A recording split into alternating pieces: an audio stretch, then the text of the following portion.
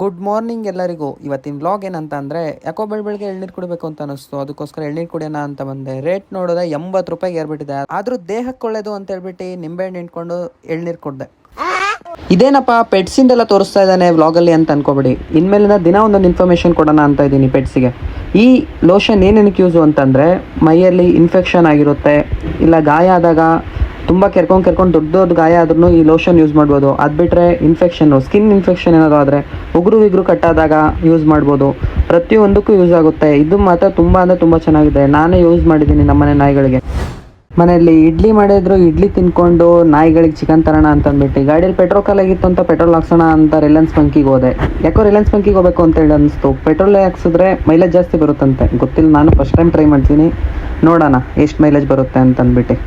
ಹಂಗೆ ಇನ್ನೇನು ಚಿಕನ್ ಅಂಗಡಿ ಕಡೆ ಹೊರಟೆ. ಚಿಕನ್ ಅಂಗಡಿಗೆ ಹೋಗಿ ಚಿಕನ್ ತೊಗೊಂಡು, ನೋಡಿ ಇದೇ ಅಂಗಡಿ ನಾನು ರೆಗ್ಯುಲರಾಗಿ ಚಿಕನ್ ತೊಗೊಳ್ಳೋದು. ಚಿಕನ್ ಮಾತ್ರ ಫ್ರೆಶ್ಶಾಗಿ ಚೆನ್ನಾಗಿ ಕೊಡ್ತಾರೆ. ಹಂಗೆ ಚಿಕನ್ ತೊಗೊಂಡು ಮನೆ ಕಡೆ ಹೊರಟೆ.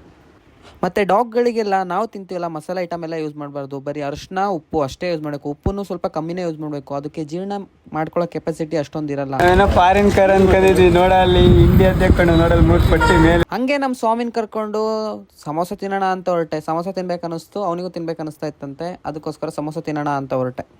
ಅಲ್ಲಿ ನೋಡಿದ್ರೆ ಸಮೋಸ ಅಂಗಡಿನೇ ಕ್ಲೋಸ್ ಆಗೋಗ್ಬಿಟ್ಟಿತ್ತು. ಅದಕ್ಕೋಸ್ಕರ ಬೇರೆ ಕಡೆ ಹೋದ್ವಿ. ಅಲ್ಲಿ ಓಪನ್ ಇತ್ತು, ಅಲ್ಲಿ ತಿಂದು ನೋಡೋಣ ಬನ್ನಿ ಹಿಂಗಿದೆ ಅಂತ ಹೇಳ್ಬಿಟ್ಟು. ಸ್ವಲ್ಪ ಅಂದರೆ ಸ್ವಲ್ಪನೂ ನನಗೆ ಇಷ್ಟ ಆಗಲಿಲ್ಲ. ಏನೇ ಅಂದರೆ ಫುಲ್ಲು ಸ್ವೀಟ್ ಇದೆ. ಜಿಲೇಬಿ ತೊಗೊಂಡ್ರೆ ಜಿಲೇಬಿನೂ ಸಖತ್ತು ಸ್ವೀಟ್ ಇತ್ತು. ಅದಕ್ಕೋಸ್ಕರ ಒಂದು ಜಿಲೇಬಿ ಬಚ್ಚಿಟ್ಕೊಂಬಂದು ಪಾಯಸಕ್ಕೆ ತಿನ್ನಿಸ್ತೀನಿ ಅಂತಬಿಟ್ಟು ತೊಗೊಂಡ್ಬಂದಿದ್ದೆ ನೋಡಿರಿ ನಮ್ಮ ಸ್ವಾಮಿ. ಜಿಲೇಬಿ ತಿಂದು ಪಾಯಸ ಮತ್ತು ಸ್ವಾಮಿ ಇಬ್ಬರು ಡ್ಯಾನ್ಸ್ ನೋಡ್ರಿ ಇವರಿಬ್ರದ್ದು. ಹಾಗೆ ಒಂದು ಪಾರ್ಸಲ್ ಬಂತು ಅಂತ ಅದನ್ನ ಇಸ್ಕೊಂಡು ಮನೆ ಕಡೆ ಹೊರಟೆ. ನಮ್ಮ ಅಣ್ಣವ್ರ ಮನೇಲಿ ಟೀ ಪುಡಿ ಖಾಲಿಯಾಗಿದೆ, ತೊಗೊಂಡು ಬಾ ಅಂತ ಫೋನ್ ಮಾಡಿದ್ರು. ಅದಕ್ಕೋಸ್ಕರ ಟೀ ಪುಡಿ ತೊಗೊಂಡು ನಾನು ಹೊರಟೆ. ಚಳಿ ಅಂದರೆ ಚಳಿ ಆಗ್ತಿತ್ತು, ಶೋಟರ್ ಹಾಕ್ಕೊಂಡು ಹೊರಟೆ. ನೋಡಿ ಎಷ್ಟು ಚಳಿ ಇದೆ ಗೊತ್ತಾ, ಕಡೂರು ಫುಲ್ ಚಳಿ ಅಂದರೆ ಚಳಿ. ಹಂಗೆ ಬರೋದವರಲ್ಲಿ ಆಂಜನೇಯ ಸ್ವಾಮಿ ಕೈ ಮುಕ್ಕೊಂಡು ಎಲ್ಲರಿಗೂ ಒಳ್ಳೇದು ಮಾಡಪ್ಪ ಅಂತ ಕೇಳ್ಕೊಂಡು, ಈ ಕಸ್ಟಮರ್ ಬಂದ್ಬಿಟ್ಟು ಬೇಲೂರಿಂದ ಬಂದಿದ್ದಾರೆ. ಬ್ರೋ ನಮಗೆ ಶಿಡ್ಸಿ ಮರಿ ಬೇಕಿತ್ತು ಅಂತಂದ್ಬಿಟ್ಟು. ಮರಿ ಮಾತ್ರ ತುಂಬ ಚೆನ್ನಾಗಿತ್ತು. ಇವತ್ತಿನ ವ್ಲಾಗ್ ನಿಮಗೆ ಇಷ್ಟ ಆಗಿದ್ರೆ ಕಮೆಂಟ್ ಮಾಡಿ, ಶೇರ್ ಮಾಡಿ, ಪ್ಲೀಸ್ ಸಪೋರ್ಟ್ ಮಾಡಿ.